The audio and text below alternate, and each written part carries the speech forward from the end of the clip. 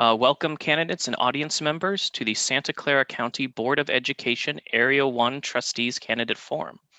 I am Max Beckman-Harned with the League of Women Voters of the Los Altos Mountain View area. First, a few housekeeping items. Today's forum will last 1 hour. Due to the nature of a webinar, we can't provide technical assistance to attendees. All forums will be recorded and available the day after each event on our elections page on our website at LWV LAMV for League of Women Voters of Los Altos Mountain View.org and our YouTube channel. Questions for candidates have been submitted with registration. We have combined similar questions to be able to cover as wide a range of topics as possible. Chat will not be available. The League of Women Voters is a nonprofit organization of women and men that promotes informed, active participation in government. We do not support, oppose, or evaluate political candidates or parties, but after careful study, we do take positions on political issues. The League invites anyone who is interested in supporting democracy and local government to join us. Here is the format for today's forum. Each candidate will make a 1-minute opening statement. Questions were selected to be relevant to all candidates and to provide useful information to the audience about issues in this race. Depending on the question, all candidates will be given 60 to 90 seconds to respond. And then finally, the candidates will have 1 minute to make a closing statement. An electronic timer will display each candidate's remaining time. Then the order of questions will alternate between the two candidates. We ask that our candidates to abide by the following. Time limits. When the timer line turns red, I will say thank you. Please finish by completing your sentence. Number 2, respect. Candidates will not interrupt each other. And 3, fairness. Campaign marketing materials will not be visible on candidate screens. And I would like to introduce the two candidates who are running for the Santa Clara County Board of Education Trustees Area 1. Please raise your hand as you are introduced. First, Grace Ma. And second, Melissa Baton-Caswell. Thank you for participating in today's forum. We are now ready to begin with opening statements. Grace will go first. Please start your 1-minute opening statement. Okay.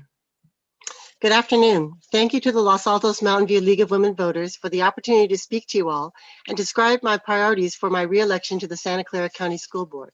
My priorities on the county board are the following. First, providing access to technology for all of our students to be successful in distance learning. Second, improving equity in education, making sure all students have an excellent education regardless of zip code or economic circumstances.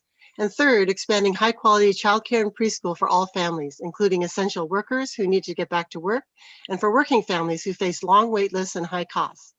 During the pandemic, the COE has been working with the Public Health Department, California Department of Education, and local school districts to provide reopening guidelines and managing access to technology for students without those resources. I am a champion for equal access to great schools for all students. The COE is charged with educating the most vulnerable students in the county, such as the severely disabled, incarcerated youth, and foster youth. I stand for equal access to great schools for all students. Thank you very much. Thank you. And Melissa? Hi, thank you very much for having me today. I'm Melissa Baton-Caswell. I'm running for Santa Clara County Board of Education because it's time for a change. With the challenges brought by the pandemic, we need someone who will work collaboratively to ensure that our schools work for all of our children, especially Black and Brown kids, special ed students, and low-income children. I have worked as a tech executive for more than 2 decades, served as a local school board member for more than 12, and just finished a term as the president of the Santa Clara County School Boards Association. I'm endorsed by the California Teachers Association and leaders like Anna Eshu, Ro Khanna, former state superintendent Delane Easton, and 16 years state board of education president Michael Kirst. I am honored that 27 out of the 30 local school board members in Trustee Area 1 have endorsed me. Please join them and help me win this November. Thank you. Thank you. We will now proceed to our questions. I'll read the question, and if any time, say the The second person answering would like me to repeat the question, just please ask me. So we will start with the first question, which will be 60 seconds. And the question is, and the question will go, Melissa, you'll start. And the question is, what is the role of the County Office of Education?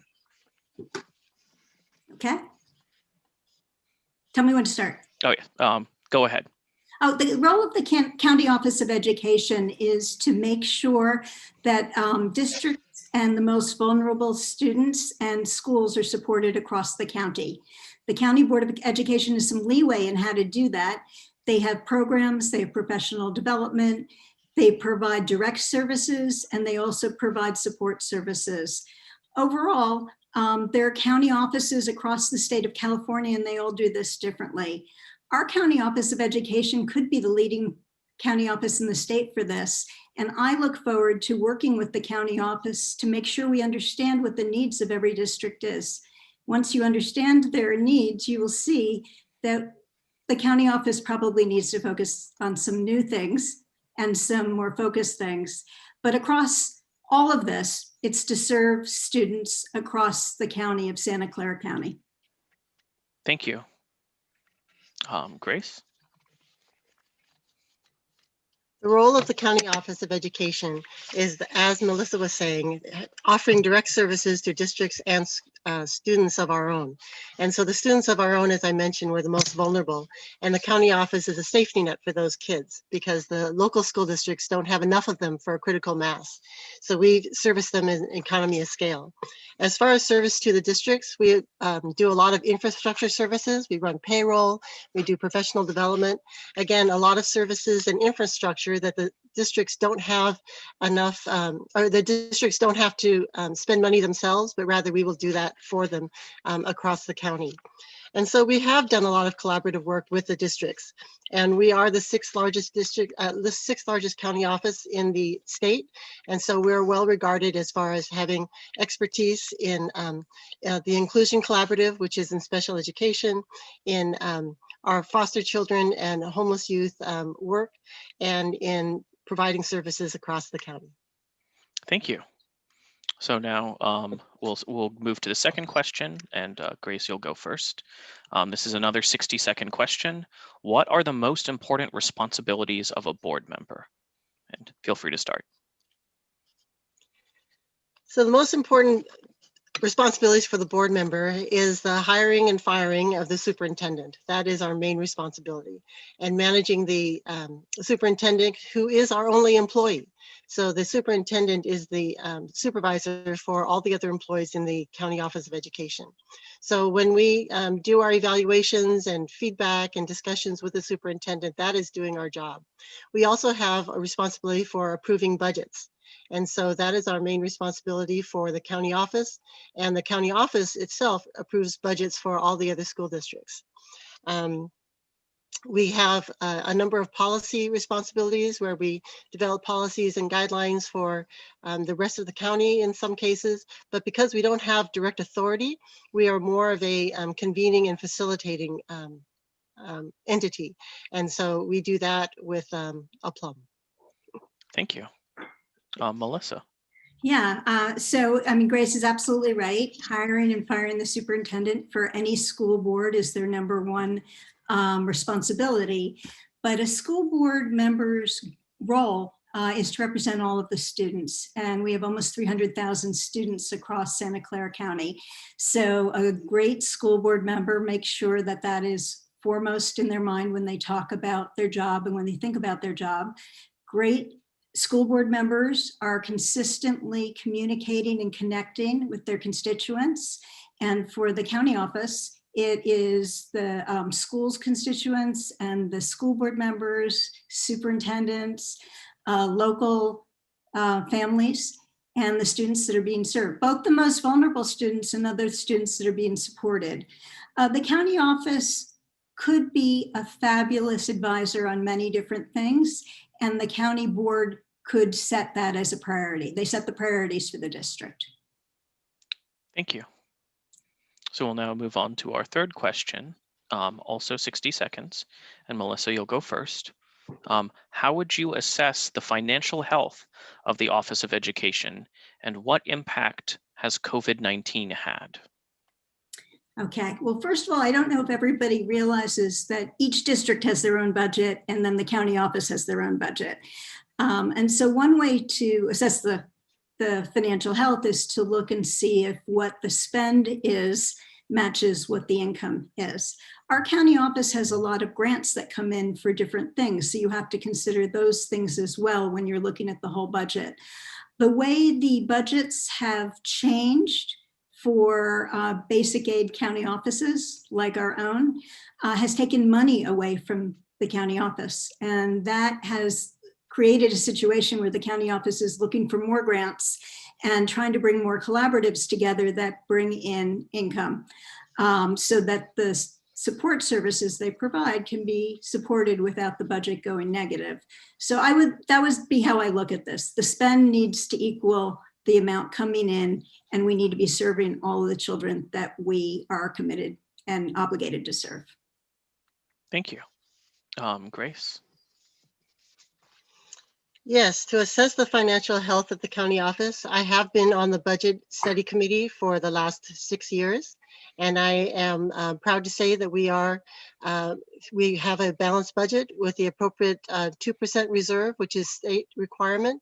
But in addition to that, we actually have a 4% reserve, which is our own Santa Clara County Board of Education board policy.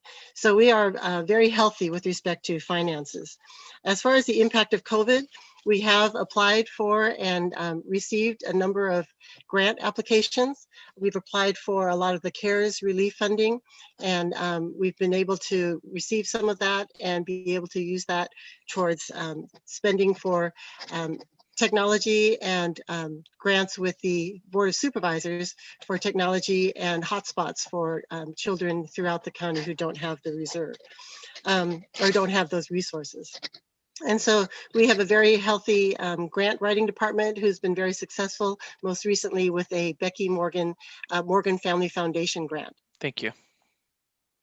Okay, and we will now proceed to the fourth question. And this is actually a 90-second question. And Grace, you'll go first. How does the Board of Education work with local district staff and school boards? What works and what changes would you like to see?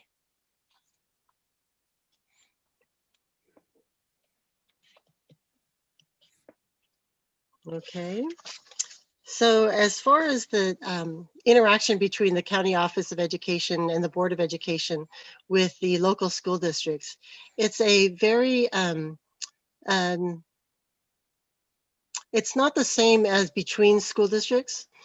In that, as I mentioned earlier, the school districts work autonomously, and so they have their own Board of Educations, which they elect locally, and they have their own superintendents who are appointed by the Board of Education. The County Office of Education then has no authority or direct responsibility. For instance, our superintendent isn't the boss of any other superintendent. And likewise, our board, which is elected separately from the other local boards, don't have direct authority. So we are more of a convening and facilitating resource. And so in that way, we have been able to work with local school districts and certainly with the local superintendents.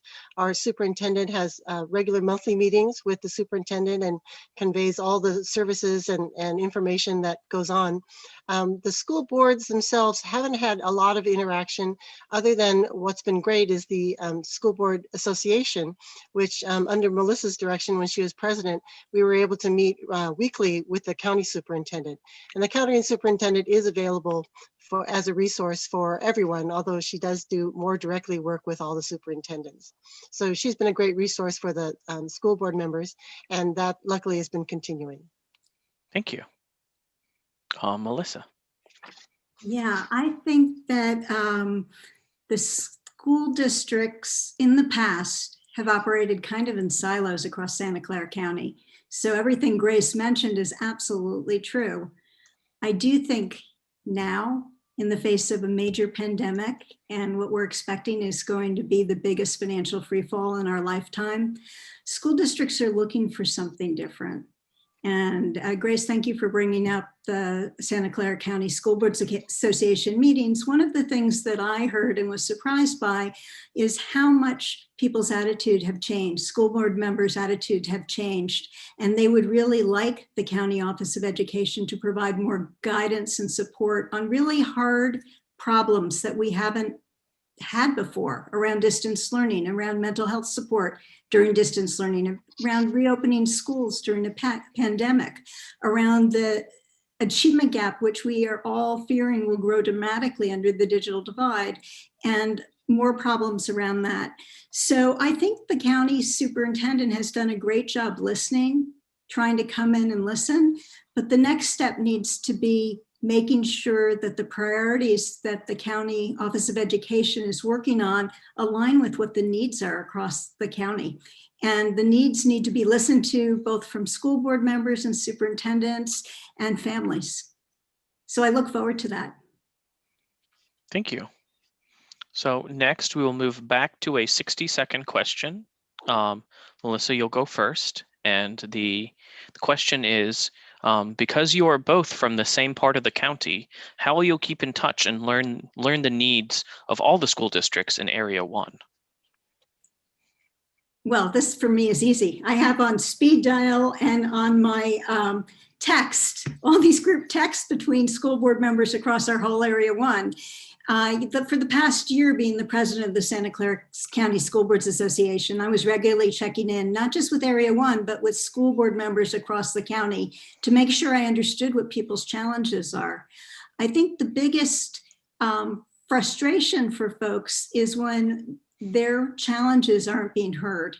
And so I would keep this up. I mean, meeting regularly with school board members and meeting regularly, not just going to school board meetings, but asking people in positions in each district. So not just the board members, but PTAs and superintendents, what the challenges are, I think is really important as they change over time. Cool. Thank you. Grace? Could you ask the question again? Just to make Absolutely. Sure I get it right. Thank you. You are since you're both from the same part of the county, how will you keep in touch and learn the needs of all the school districts in Area 1? Thank you. So one thing that I have been doing is keeping in touch as far as being able to find out what kinds of activities are going on across the county and participating. So I have attended, for instance, school board meetings in Alum Rock, San Jose Unified, Berryessa, and across the county, and mostly in response to different challenges and issues which have shown up in those areas. And so I have been very active as far as participating and being able to attend not only in the trustee Area 1, Los Altos, Mountain View, and Palo Alto School District board meetings, but also these other ones across the county. We do at the county office hear about things across the county, and so it's those items that I've been able to build relationships across the county with not only school board members, but also board of supervisors, city mayors, and I have the endorsement from some local city mayors across the county that I'm proud to have received. Thank you. Thank you. So next will be another 60-second question, and Grace, you'll go first. Excuse me. Is the Board of Education involved in the decision-making process for local school districts to restart in-person learning? So as I said earlier, every school district is autonomous. And so there's a certain amount of, in the old engineering days, we used to call it not invented here. And so each school district kind of wants to do it their own way, and they have, certainly the ability and the right to do that. And although, as Melissa said earlier, they are in silos, there's a certain amount of pride, if you will, of school districts kind of doing it their own way and being able to make their own decisions. We were in the county office very active in providing guidelines for all of the counties, and we wrote guidelines based on interactions with the California Department of Education and the Public Health Department, such that we would have these guidelines for all school districts to be able to safely reopen. It were only guidelines, though, again, nothing directive that we have to tell everyone that they have to do, but certainly something that many school boards and school superintendents used as a reference for how they would do their reopening plans. Thank you. Melissa. I think traditionally, school boards across Santa Clara County wanted to operate in silos because they felt they knew what they were doing on all these issues and they didn't need help. What I saw was an amazing sense of relief when Mary Ann Dewan held hands with all of the superintendents across our county and the counties around us in the public health department to close together. That was an amazing sense of relief. And school board members that I've spoken to were hoping there'd be something like that on reopening. But I think the focus has been more treating it like it has been traditionally. Here's some resources, you guys do it however you want to do it. This is new stuff. We don't have best practices. We don't know how to share best practices. We need help on this stuff and we're going to need it going forward. And this is where I really would like to see the County Office of Education provide some support, some more support. Thank you.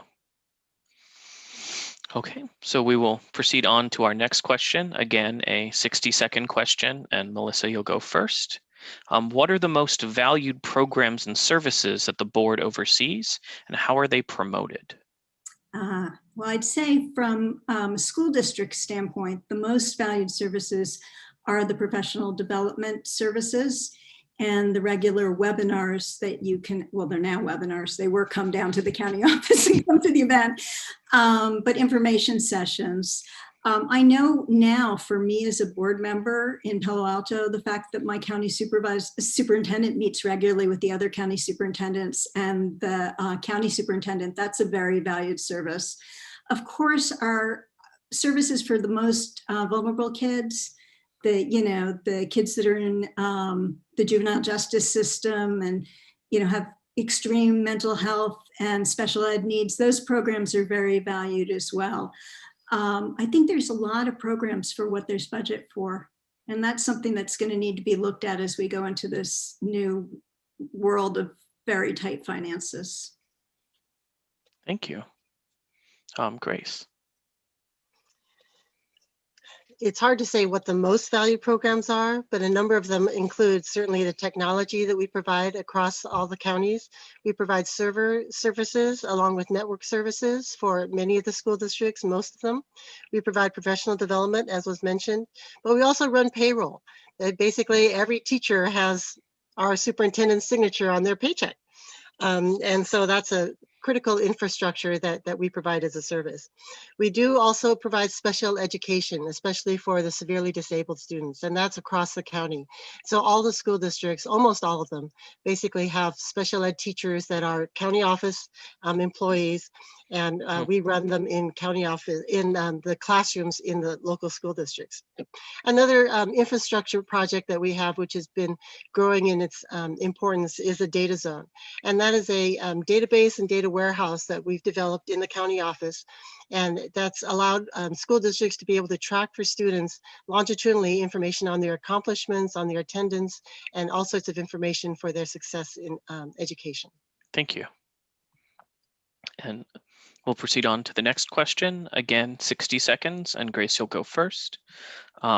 What is the greatest challenge facing the Office of Education in the next 2 years? Ooh. Greatest challenge is, it depends on your circumstances and on your perspective, but certainly one of the greatest challenges for education in general is our funding. And that's where funding for education in California has just been drastically underfunded for so many years. And that's where in the county office, I've been on the Joint Legislative Action Committee for the last 6 years. And we have gone to legislators up in Sacramento to be able to advocate for more funding, typically more funding in my personal favorite area, preschools and early learning, but just funding in general. One of the things that our county office unfortunately has been victim to is confiscated funds. Because we're a basic aid county, we've lost $30 million this year and probably $35 million next year because of a budget gimmick that Governor Brown put in place, where all of our excess property taxes swept aside. So we've been working on trying to get that back too. Thank you. Melissa. Yeah, unfortunately, I don't believe the pandemic is going away. and we're going to have to deal with that. Reopening and then sometimes closing schools, making sure that distance learning is effective, making sure that our most vulnerable students have access to all the things they need for education. And for those most vulnerable students, just having safety, security, food, healthcare needs to happen first for them to access their education. Making sure that if we're doing distance learning, that broadband is starting to be looked at as utility and not something we have to buy hotspots for each year for those who need it. I think this is going to be a very challenging next couple of years, and the county office is going to need to reprioritize what it focuses on in order to be effective. There's a lot of programs right now. I'm not sure we're going to be able to do all of them because I don't think the funding, going and begging for funding in Sacramento, is going to help in the financial situation we're going to be in. Thank you. So we will move on to our next question on a new topic. This will be a 60-second question. Melissa, you'll go first. When are charter schools warranted, and do you expect requests to increase over your term? That's an excellent question. I mean, the county office sees, or the County Board of Education sees charter school applications when school districts deny them and they decide to keep pulling it forward. And so, you know, there'll be a certain number of renewals for sure in the next couple of years, and whether there are some new ones that come forward will depend on whether school districts approve or don't approve. You know, a charter that provides better services for students than they're able to get in their local district, and by having it in the community improves the overall educational services for the whole community, that's warranted. I think the county office needs to make sure that's in fact how they're overseeing the charter schools they're responsible for. Overall, we're going to just need to make sure we have great public education for as many students as we can, which should be all of them. Thank you. And Grace? So charter schools are not necessarily warranted or not warranted. They are a legal entity by legislation that's 30 years old. As far as most recently, though, we have had some changes in the charter school laws. AB 1505 and AB 1507 are probably going to limit, excuse me, the number of new charters that are going to be coming to the either local school districts or the county board on appeal if they are denied locally. Some of the new criteria which are now necessary to evaluate charter schools include the fiscal impact of the charter school on the local school district. And so when you have a new charter school, which will essentially take money with the student away from the local school district, that negative impact will probably decide for many decisions to not open perhaps a new charter school. But for existing charter schools with renewals, there probably will be just the continuation of existing renewals based on, not based on the financial, but based on academic performance. Thank you. Yeah, thank you.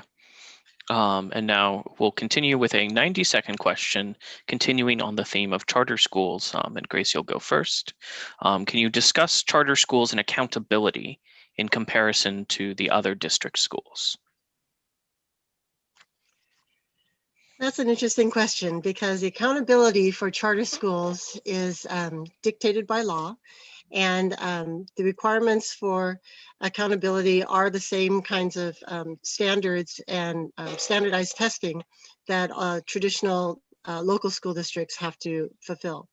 But however, the accountability is stricter in a sense because if local charter schools do not meet the academic necessity of increasing performance and maintaining or increasing performance for the different subgroups, the charter school can have its charter in jeopardy. Local school districts don't have that extra criteria of the risk of being closed based on their academics. And so that's one reason why charter schools have this extra accountability, if you will, or they're held more accountable, because if they don't meet the accountability requirements, then they can get closed.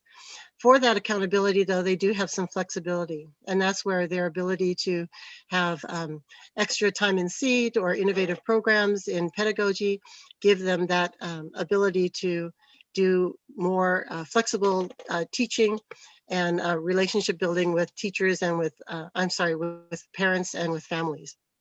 But that accountability is strictly held to in evaluation and oversight by the County Office of Education. And we have a very strong department in charter schools that does that oversight. Thank you. Melissa. Yeah, for any of the schools that the county office has responsibility for, so that's not all of the charter schools, right? Because there's some charter schools that are approved by their local district. It is important that the county office follows through and makes sure that the metrics that were agreed to in the MOU are in fact looked at and are in fact the charters held accountable to them if they're not meeting them. So, you know, obviously the academic agreements that are made that Grace has brought up, but also agreements on diversity, matching the diversity in their communities, particularly around special ed, and making sure that when there are issues and things aren't being met, that there's a plan put in place and the county office takes some responsibility for a plan being put in place. This is not by law, but this is my own philosophy that this is what I'm about to say, which is if a charter school situation has created a situation that divides a community for whatever reason, I think if the county office is overseeing that charter school, they should provide some help and support, because divided communities is not what we need here. We need communities to hold together, united for our schools and for our students. Thank you. So we will now move on to a new topic. Also 90 seconds, and Melissa, you'll go first. The question is, do you support Proposition 15? Why or why not? Yes. You know, this is a really tough time, as I said before. I'm expecting financial free fall, and this is the only thing on the ballot that provides some financial relief to schools. It's not enough. It's not perfectly worded, but it's the only thing. And the best we could do is another thing in 2 years, 2022 on the ballot. And after financial free fall, what's the likelihood that a new tax is going to be voted in? So yes, I support Prop 15. And I think it's really important. You know, some people have said, well, some of that money is going to schools, but not all of it. Some of it is going to cities and counties. Yes. I said earlier, one of the things that we're worried about is the digital divide and the achievement gap. And the first thing that needs to be solved to make sure that we are addressing that is making sure that the basic food, healthcare, housing, social services are provided for students so they can access their education. And so the money that's going to cities and counties, I am hopeful will be used in a big way on social services. So in essence, much more than just the money coming to the schools will support students. Thank you. Grace?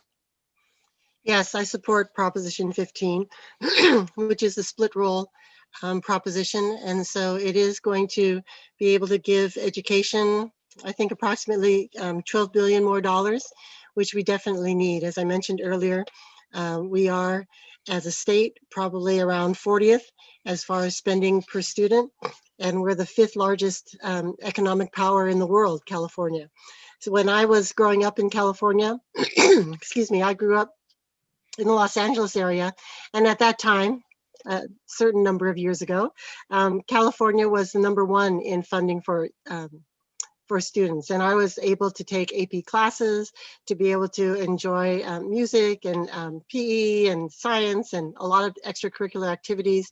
And that was all before Prop 13 came into place. So I've seen with the change of Prop 13, the I'd say degradation of our spending and our education system. So in being able to refund or back to investing more in our students, I think Proposition 15 is a benefit for all. Unfortunately, Proposition 15 won't help basic aid districts as much as we would like. And so all the all the school districts in the North County area won't really get a windfall, but it's going to help across the state, and it's going to help especially districts that really need the money the most. So I do feel that Prop 15 is something that I am voting for and support. Thank you. So now we'll proceed on to a new question. This will be 60 seconds, and Grace, you'll go first. How does the County Office of Education serve students who are not succeeding in traditional schools? So we serve a lot of students who are not succeeding in traditional schools. As I mentioned, we are the safety net for a number of these kids. So we have alternative ed programs, which are for students who have been expelled from traditional schools. We also have a OYA, which is the Opportunity Youth Academy. It's a charter school that the county office has in its own, under its own wing.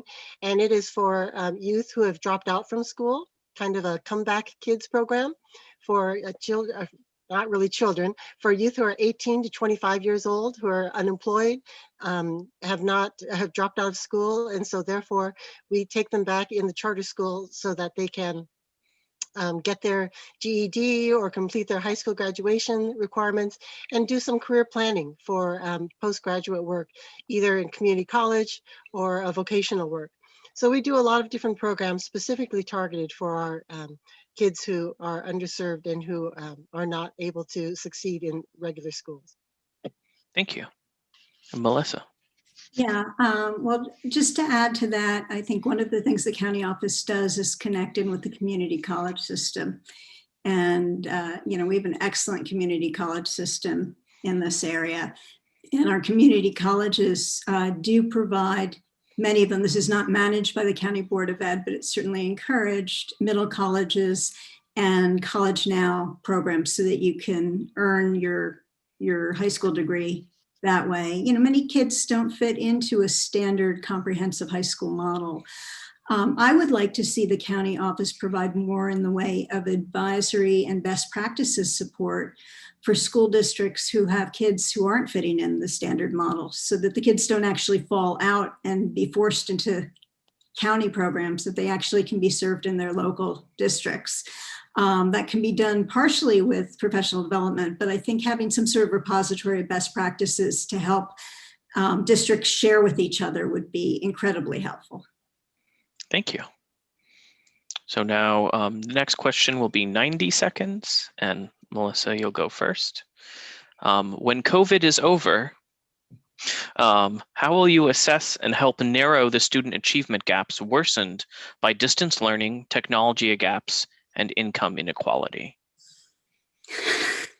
Hopefully we're working on that before COVID's done, because who knows when COVID's going to be done. You know, I read an article today that when the pandemic in the last century ended, it wasn't clear. It wasn't like a one-day thing, like suddenly it's over. There was a slowing of new cases, and over time, that slowed enough that people could start going on with their regular business. So rather than focusing on what we will do when it's over, I think we need to focus on what are we going to do now. And you know, the first thing is we need to figure out how to make sure that every student has what it takes so they can engage with their learning, so the basic needs met, and then the resources to do their education, whether it's live or distance. We have to make sure. We need to go and advocate up in Sacramento for broadband to be a utility. We need to work with all of the computer companies around here to make sure we have appliances for every student. We need to make sure that we have quiet places for students to work once they can access their education, and support services around them. For our Black and Brown students, we need to make sure that there isn't racism, biased practices, whether they're intended or unintended, so that they're not falling behind as a result of that. We need to make sure that special ed students are served. And that's going to mean some different ways to do it. And we need to share best practices and not have silos in order to figure out what those practices are. Thank you. Grace. Yes, as far as the achievement gap, it is a problem that we'll be working on before, after, and long after COVID is happening. Some of the things that I've been working on with respect to the achievement gap, as I mentioned earlier, is actually universal preschool, because we found that having kids be able to be educated for those couple of years before kindergarten makes sure that they will succeed for the rest of their lives. We have fewer high school dropouts, healthier kids. We have people who are productive and able to be contributing members of society. But with respect to existing kids also, I mean, because preschool is going to take a long time to see those kids go through. For existing kids, there are innovative programs that have been able to close the achievement gap. Some of those programs exist in charter schools that the county office has supported. And we have seen our charter schools do close the achievement gap much better than some of the local school districts, high achieving school districts in the area, because they specifically target those Black and brown kids who need the most work and service. There's a report out called the Top Bay Area Schools in the Bay Area for underserved kids, and they specifically highlight 9 out of the 27 schools in math for Latino students as being Santa Clara County authorized charter schools. And so some of those schools have programs that they are more than willing to share to be able to show that they can meet the achievement gap and close the achievement gap very effectively. Thank you. So now for the next question, 60 seconds, and Grace, you'll go first. How well is the County Office of Education serving special needs students, and how has the pandemic affected these services? So in 2019, the county office conducted a study on the continuum of services for students with disabilities. And the results of the study included an assessment of the current landscape of services for students with disabilities, identifying high quality inclusion programs that can act as models for schools and districts. We found best practices that can assist districts to increase their capacity to use inclusive practices. And 3 priorities were set. One was creating a culture of inclusion. We have a very successful award-winning inclusion collaborative inside the county office, which has been nationally recognized for its assistance to special ed programs. We also want to provide for quality instruction.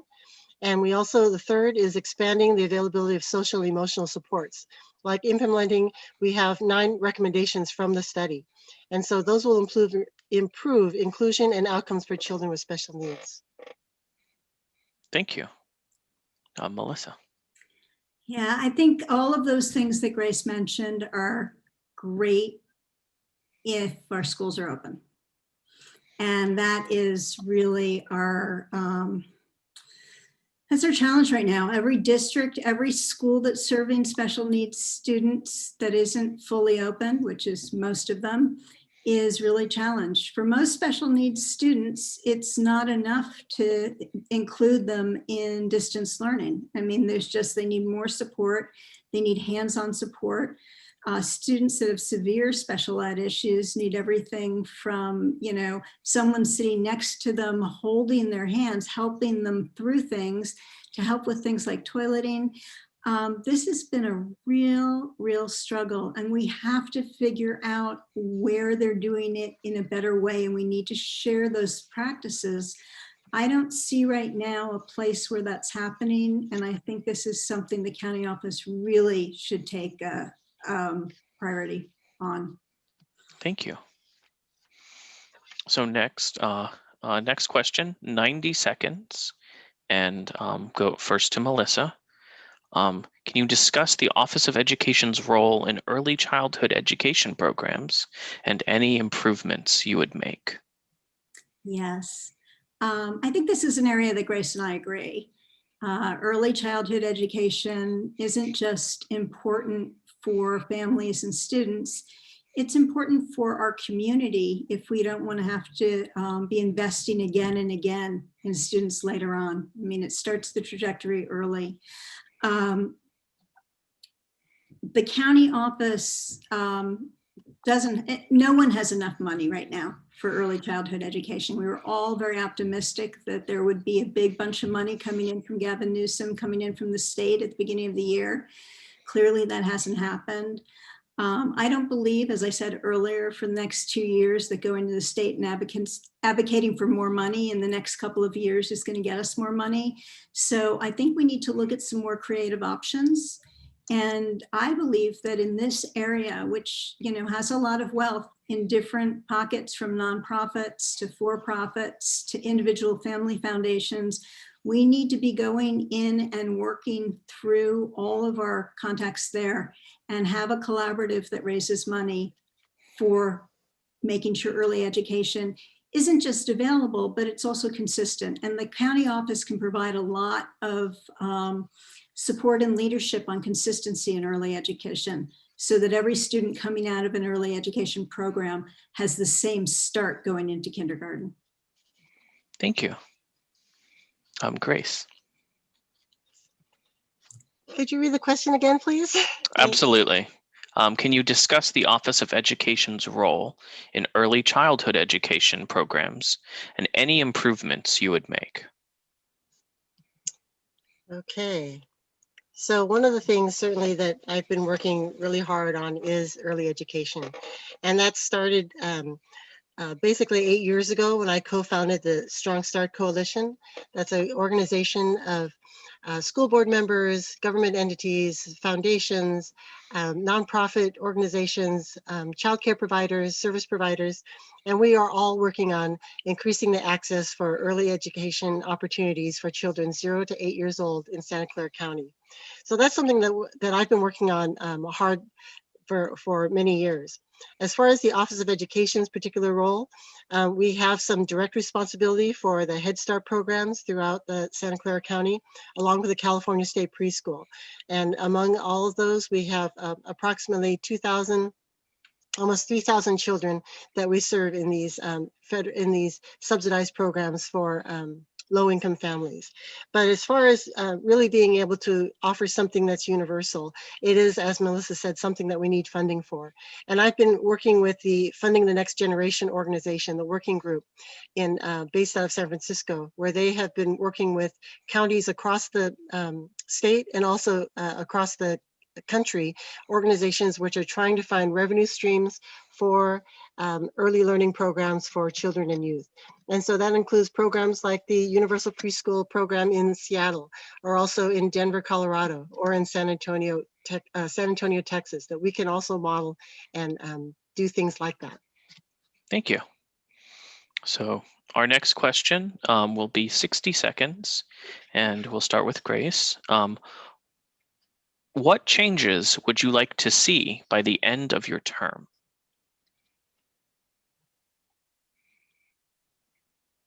Do I get a magic wand?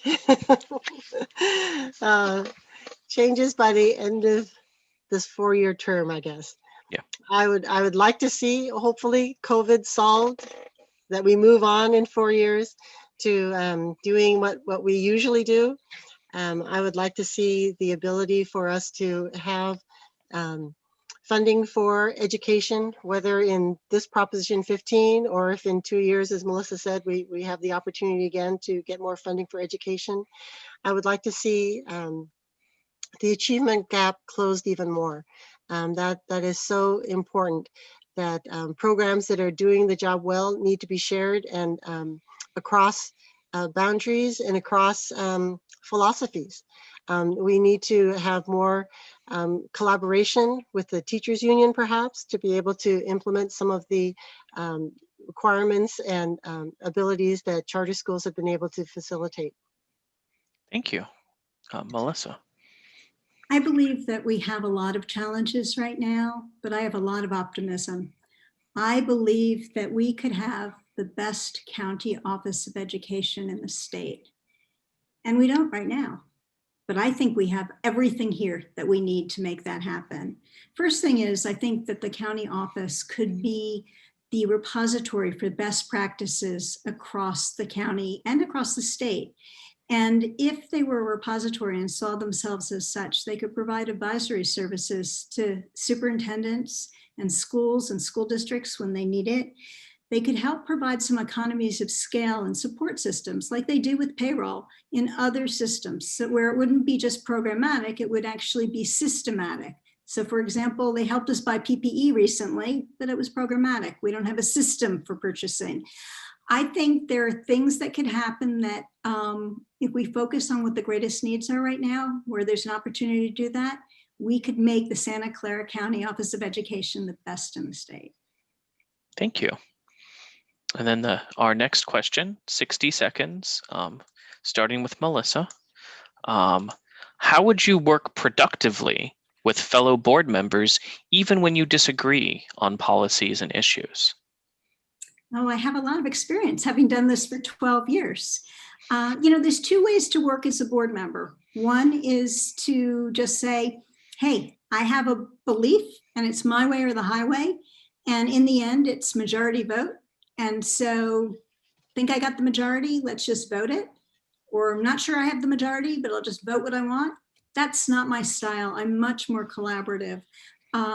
If you can think about why your cohorts who are in another position are where they are and try to find some commonality there, you can come together with a better solution. And that's what I believe that we should be working for. And that's what I'm working for. This is one of the reasons I believe the teachers union has endorsed me, because I believe we're working with the teachers and we need to come together and make sure we're working together on the behalf of our kids, not at different places, but together. And that's what I would be doing with my board colleagues as well. Thank you. Grace. As far as working productively with our board members, that's something that I've been working on also for the last 13 years. And I've had certainly a gamut of board members that at some points we've had some, not really fisticuffs, but we have had some disagreements, but we've always come out working ideally for what's best for the children. And that's one thing that we found in common, and that is an important common value. I always view that our work on the board is for the value and benefit of the children in the county, and that sometimes the needs and requests of adults sometimes get in the way. And so I think that the majority of the board and most all the board members that I've worked with have always felt that the children are the most important beneficiaries. And it's by working with those common values that I learned as a manager at Hewlett Packard, that by working with common values that we can build up the rest of our working relationship and common goals. Thank you. Now for our next question, which will go to Grace first. What ideas do you have for collaboration with both governmental and non-governmental agencies and organizations?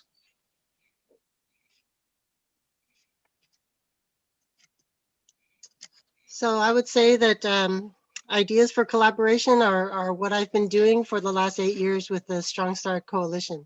We've been working with government entities and also non-government entities and nonprofits to work on having, again, access for early learning opportunities.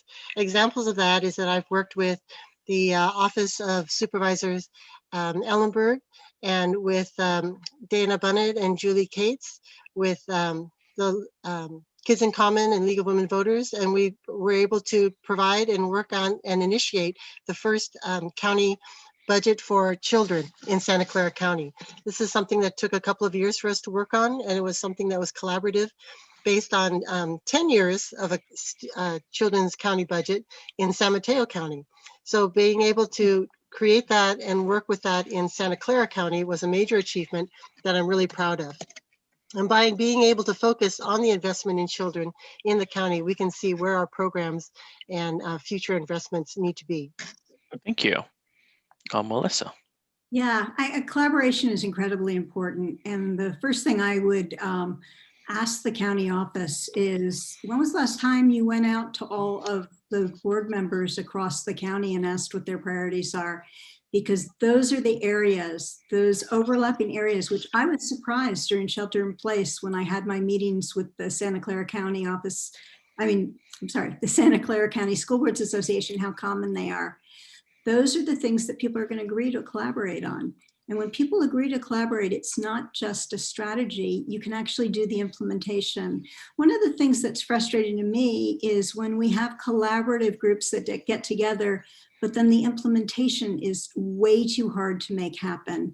And at that point, I think it's important for people to step back and say, what are we focusing on wrong? Do we need to make an adjustment in order for it to work? This is why 27 out of the 30 school board members across our trustee area are supporting me for this office, because they've seen me do it and they're hoping I will continue. Thank you. And now our very final question before closing statements. And this will go to Melissa first. What issue should we have asked you about during the forum today, and tell us why? Yeah, I was really surprised you didn't ask me about mental health support. This is something that everybody is concerned about. And maybe I'm particularly sensitive because I come from Palo Alto, and after 12 years on the board and 2 suicide clusters, I feel like I've gotten my own PhD in mental health crisis in your community. But we need to get on top of this, and waiting till someone has a crisis isn't the way to deal with it. Even if we do wait, we don't have enough mental health support and wraparound services and continuity of care for young people.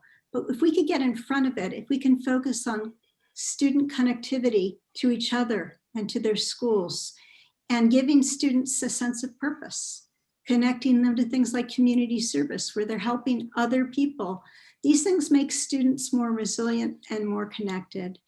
And you won't solve all the mental health issues, but if you're paying attention up front, if you're looking at this as a wraparound situation, we will do a much better job. And in this pandemic, that's really important. Thank you. Grace.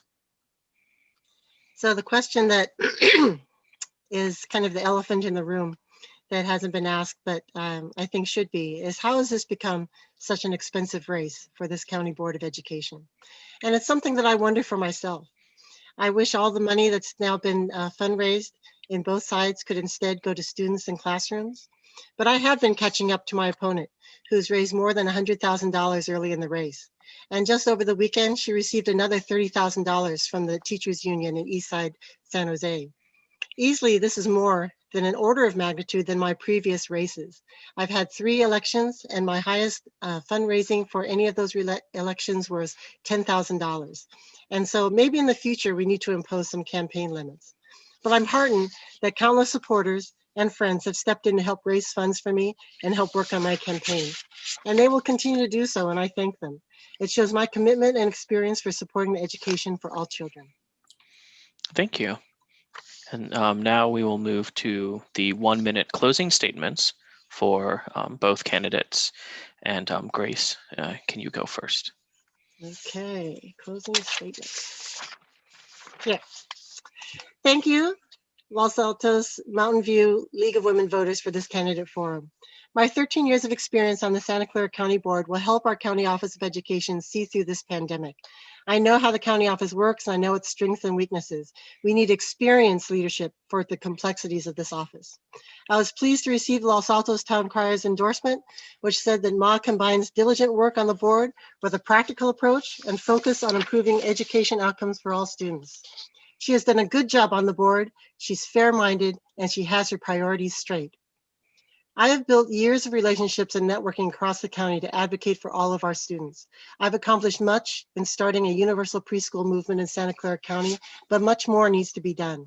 I respectfully ask for your vote to continue working for all of the children in Santa Clara County. Thank you. Thank you. And Melissa. Thank you, League of Women's Voters and everyone who's watching. These are tough times for us all. Our local public schools are facing unprecedented challenges. The COVID-19 pandemic has left our school districts and schools in a very vulnerable position.